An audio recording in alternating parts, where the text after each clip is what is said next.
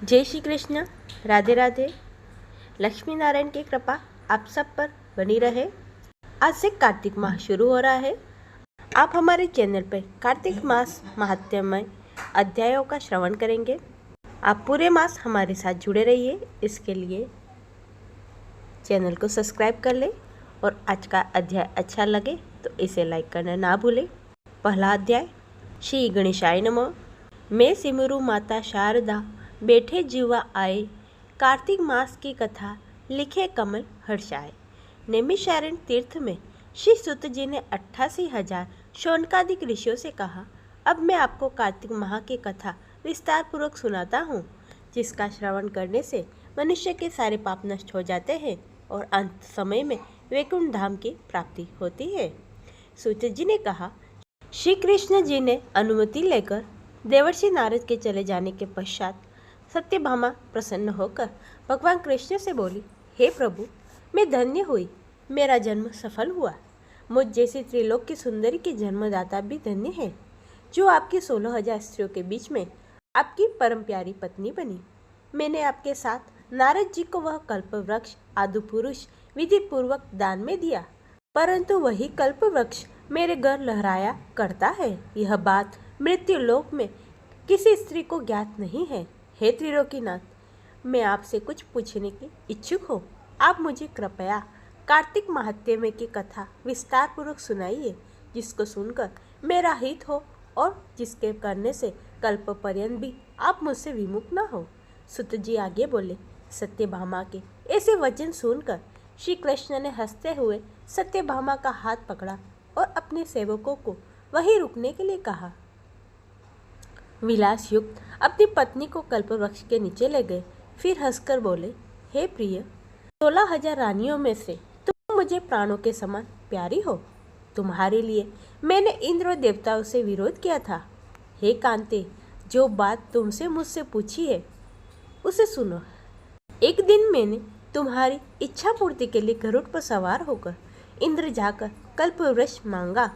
इंद्र द्वारा मना किए जाने पर इंद्र एवं गरुड़ में घोर संग्राम हुआ और गोलोक में भी गरुड़ जी गौ से युद्ध किया। गरुड़ जी की चोंच की चोट से उनके कान एवं पूंछ काटकर गिरने लगे, जिससे तीनों वस्तु उत्पन्न हुई। कान से तंबाकू, पूंछ से गोभी और रक्त से मेहंदी बनी। इन तीनों का प्रयोग करने वाले को मोक्ष नहीं मिलता। तब गौ ने भी क्रोधित होकर गरुड़ पर वार किया, जिससे उनके 3 पंख टूटकर गिर पड़े। उनके पहले पंख से नीलकंठ, दूसरे से मोर और तीसरे से चकवाचकवी उत्पन्न हुए।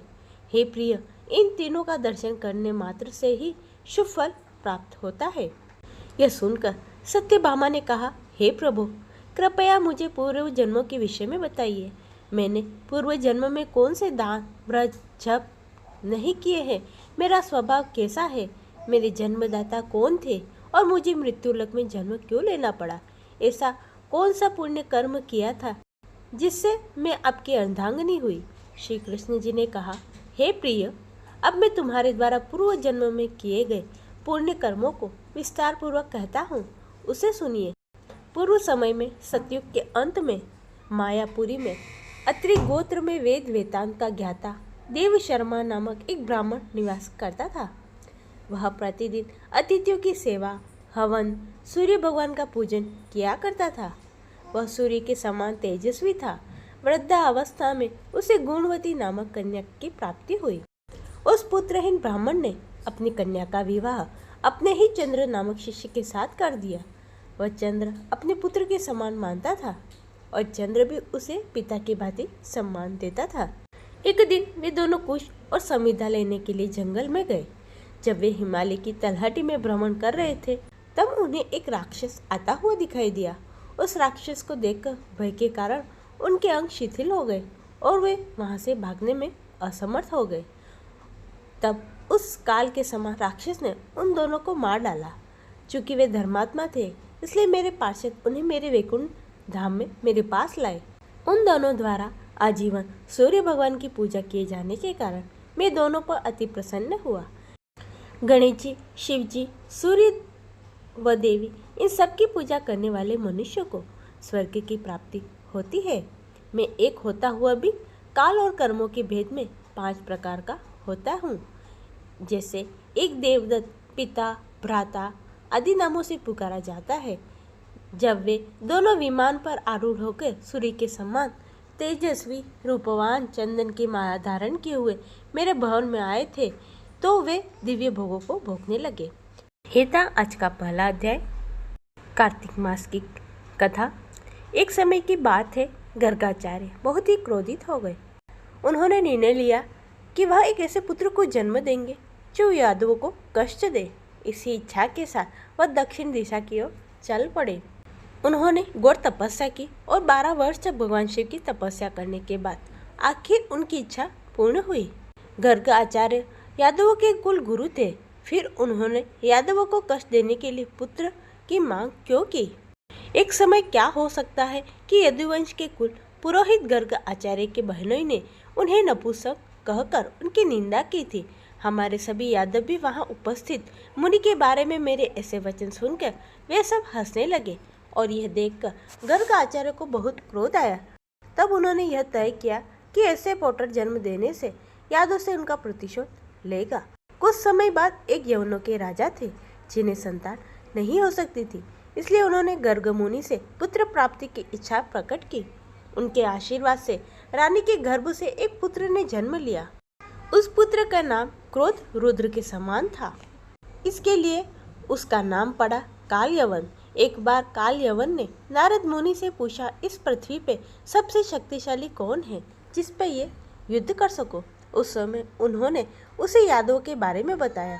यही कारण था यादवों से युद्ध करने के लिए मथुरा पर चढ़ाई की। काल यवन राजा ने भी 3 करोड़ सैनिकों के साथ मथुरा पर चढ़ाई की थी। इस खतरे को देखते हुए भगवान कृष्ण ने कहा, भैया हमें ऐसे किले का निर्माण करना होगा जिसे कोई भेद न पाए, जिसे हम अपने परिवार को बेचकर यवन राज का वध कर सकते हैं। इस प्रकार की योजना का प्रतिबंध लगा सकते हैं। श्री कृष्ण ने समुद्र के बीच 150 किलोमीटर की दूरी तय कर द्वारिका नगरी का निर्माण किया। जब सारी तैयारी हो गई तो भगवान श्री कृष्ण ने मथुरा वासियों से रातों रात मथुरा से द्वारिका पहुंचा दिया। भगवान सभी को द्वारिका स्थापित कर वापस मथुरा आ गए और काल यवन से युद्ध किया। जब भगवान ने श्री कृष्ण युद्ध करने से युद्ध भूमि में गए तो उनके पास कोई अस्त्र शस्त्र ना था। उन्हें देख काल यवन ने सोचा, मैं भी बिना अस्त्र शस्त्र के भी लड़ाई करूंगा। इस प्रकार भगवान भाग भाग कर एक गुफा में चले गए। काल यवन उनके पीछे पीछे गुफा में चला गया। जैसे ही काल यवन के तहत वहां आया तो उसने वहां किसी को सोते हुए देखा। उसने सोचा, ये कृष्ण है या बुरा भला बोलते हुए हमें जोर जोर से लात मारकर हमें सोते हुए जगाया। सब भगवान छुपकर देख रहे थे। जैसे ही सोए हुए साधु की नींद खुली तो उनकी आंखों से निकली तेज अग्नि से काल यवन भस्म हो गया और भगवान ने उन संत को दर्शन देकर कृतार्थ किया। ये था कार्तिक महात्म्य में पहला अध्याय और कथा। आशा करती हूँ आपको अच्छा लगा होगा। इसे लाइक करें, चैनल को सब्सक्राइब कर लें और कमेंट में जय श्री कृष्ण लिखना ना भूलें। सभी भक्तों को प्रेम भरा राधे राधे।